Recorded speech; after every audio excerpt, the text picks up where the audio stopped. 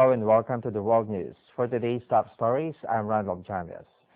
Leading the news for today, Chinese Prime Minister Wen Jiabao met with Kyrgyz Prime Minister Shantoro Sadibaldiev in Bishkek on Tuesday ahead of an upcoming SCO summit. China's President Hu Jintao has said that Beijing will offer $10 billion in loans to the member states of the Shanghai Cooperation Organization. The SCO, founded in 2001, includes China, Russia, Kazakhstan, Kyrgyzstan, Tajikistan, and Uzbekistan. Iran, India, Pakistan, and others attend the summits, but not as full members.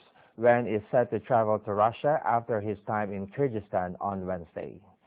Meanwhile, a cargo vessel remained in a precarious situation as adverse weather conditions on Tuesday ripped up seas off the coast of Turkey.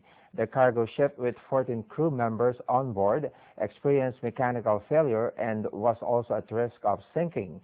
Turkish rescue workers were also working to find crew members from another ship that was sank off Istanbul's Black Sea coast on Tuesday.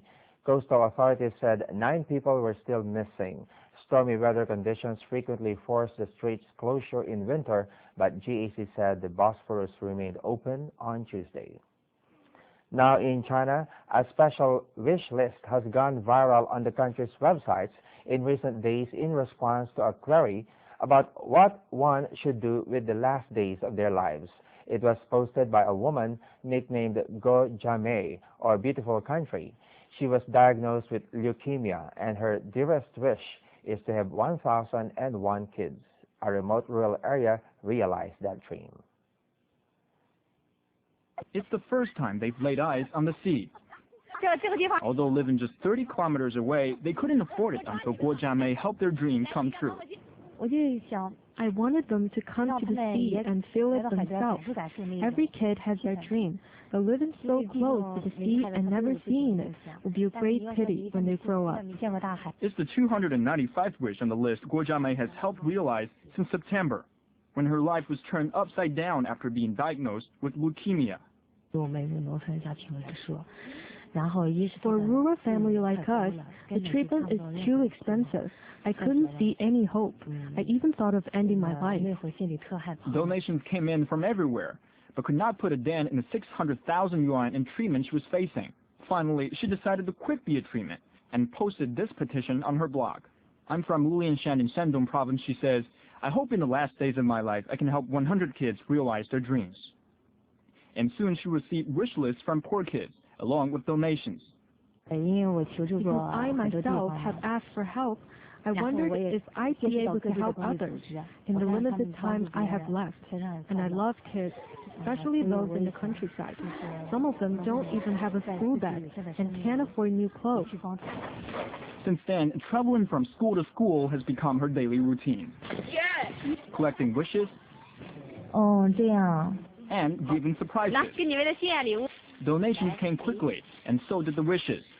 When the 100 wishes were completed, she expanded them to 1,001. It's beyond my imagination. I thought I could do it, but I never imagined it would be this smooth.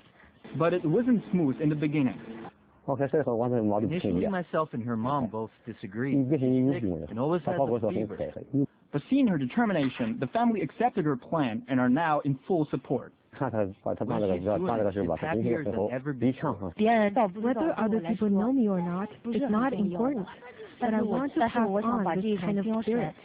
The spirit of love and hope and the ability to realize the dreams of 1,001 kids. Jin Chao, CCTV.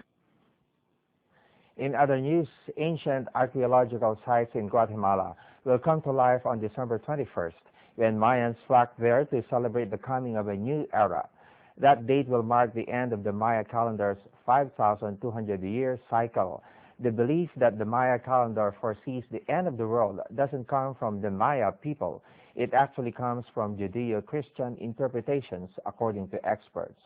Guatemala experts to greet 2 million foreign visitors in 2012, an 8% increase from the previous year, according to the Guatemalan Tourism Institute. Activities are planned in 13 archaeological and tourism sites on December 20, and on the following day, President Otto Perez will attend a televised ceremony at the archaeological site of Tikal, home to majestic pyramids. In the next story, we take a look at a unique but creepy way of relaxation and reflection. In Ukraine, Stepan Piryanik is offering a 15-minute coffin therapy session, but medical science and clients have different reactions. Ukrainian coffin manufacturer Stepan Piryanik has been in the business for over a decade, but he's looking to expand his client base to include the living. He's offering 15-minute coffin therapy sessions in Truskavets for customers to relax, reflect, or perhaps prepare for the afterlife. You lie down in the evening and slowly get used to eternity. While some who have tested the therapy find it to be a much-needed break, psychiatrists say calling attention to death could produce negative or suicidal thoughts. Even tourist Nadezhda Kisilova said it's not for her. Honestly, I'm an Orthodox person, and because of this, I wouldn't ever lay in a coffin. When the time comes, I'll lay there, but not yet. But for those who want to test drive the coffin before the afterlife, sessions are free now, but will soon cost $25 US. In other news, water-feed pancakes or kangaroo pie are not the kind of dishes you expect to see on a restaurant menu, but they are some of the oldest recipes of Australia's Aboriginal society. At Bush Tucker Cafe, one would find Aboriginal elders serving these specialties to the diners at the heart of Sydney.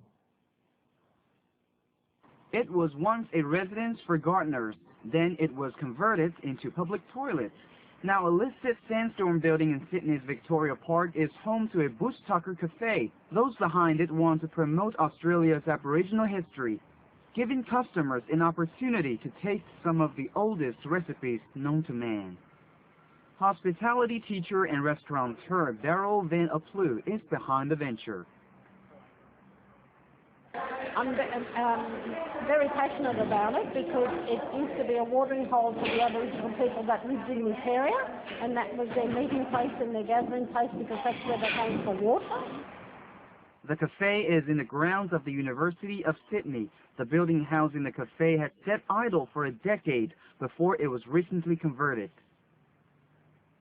Some terrible things have been done in the past, haven't they? And it's really good to rescue beautiful pieces of our history. And it was one of two gardeners' lodges at the beginning of Sydney's oldest university, beside the historic gates. Some Bush Tucker cafes existed in the 1980s, but few were owned by Aboriginal people. Van Aplu is from the Gamilaroi people of northwest New South Wales. She came to Sydney 50 years ago to work as a nanny. She runs a hospitality college near the cafe and has trained 5 Aboriginal employees to help out in the kitchen. The cafe helps staff stay connected to Aboriginal culture, which is otherwise in danger of disappearing. Yeah, it is. It keeps me, connected with my culture. Most of that's lost because we don't have people like Auntie Beryl that can pass it down to us, so it's good to keep that going. Van Aplu already has a dozen Aboriginal students on a waiting list to work at the cafe. And with plans to go global with her Bush Tucker concept, there could be further work opportunities in the future. News1 CCTV. Let's talk something about Christmas season. U.S. Speaker of the House John Boehner lit the Capitol Christmas tree on Tuesday during a ceremony in Washington, D.C.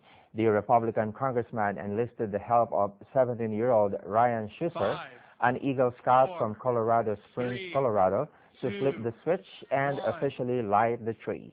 This year's tree is a 73-foot Angelman spruce from the White River National Forest in Colorado. The tree is decorated with more than 5,000 handmade ornaments designed to depict this year's theme of celebrating our great outdoors. It will lit nightly from dusk to 11 p.m. throughout the holiday season.